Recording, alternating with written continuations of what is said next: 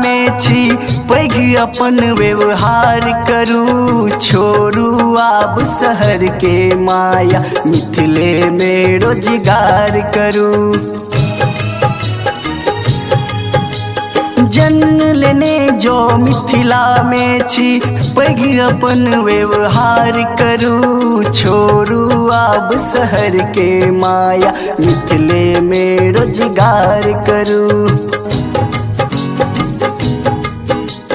जन्म लेने जो मिथिला में छी पैघ अपन व्यवहार करू। छोड़ू आब शहर के माया, मिथिले में रोजगार करू।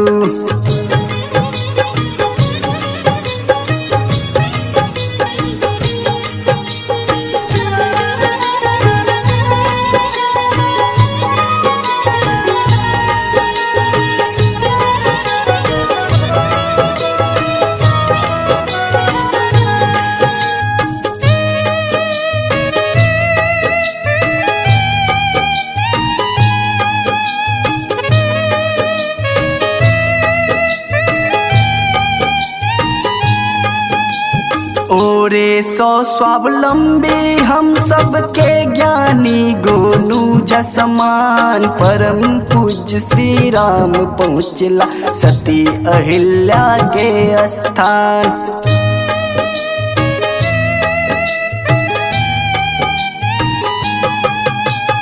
ओरे सो स्वावलंबी हम सबके ज्ञानी गोनू जसमान। परम पूज्य श्री राम पहुँचला सती अहिल्या के स्थान। देखल सपना सब हक नैना, तकरा अब साकार करू। छोड़ू आब शहर के माया, मिथिले में रोजगार करू।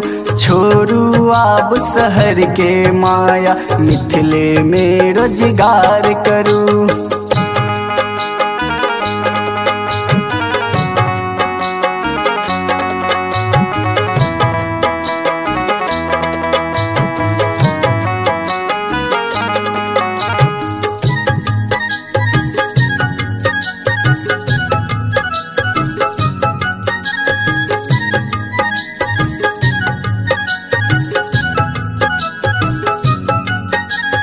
दरभंगा महाराजक खिस्सा मिथिला के इतिहास भेले। मधुबनी चित्रकलापन सौसे जग विख्यात भेले।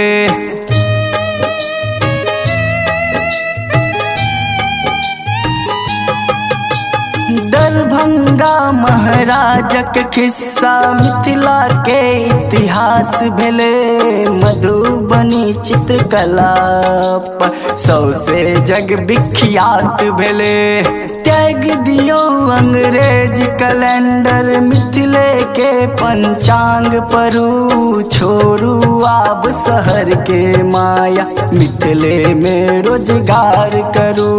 छोड़ू आब शहर के माया, मिथिले में रोजगार करू।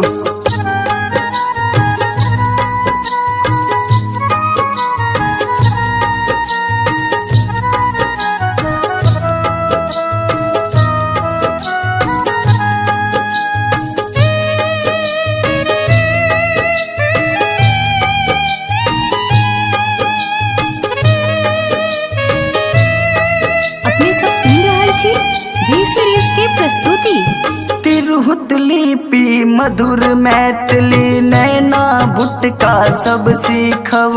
माँ मिथिलेश्वरी के शरण में रोहन कर्म का भाग्य लिखब।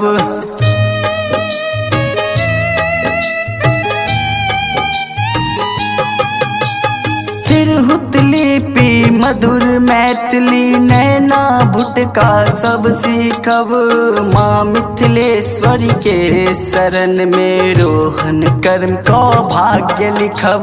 कहे प्रद्युम्न अस्तित्व जो चाही, मिथिला राज निर्माण करू। छोड़ू आब शहर के माया, मिथिले में रोजगार करू।